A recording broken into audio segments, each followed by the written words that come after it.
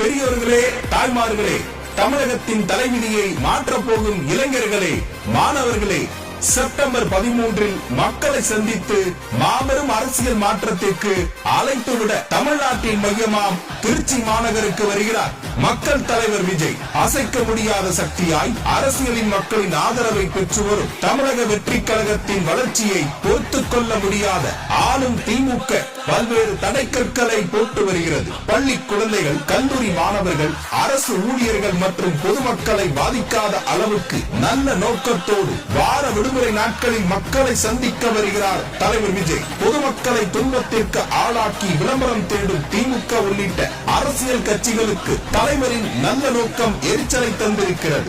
அத்தனையும் தகர்த்தெறிந்து தலைவர் விஜய் ஏற்படுத்த போகும் ஆட்சி மாற்றத்திற்கு ஆதரவு தர தமிழ்நாட்டு மக்களை அன்புடன் அழைக்கிறது தாவேக. அலைகடல்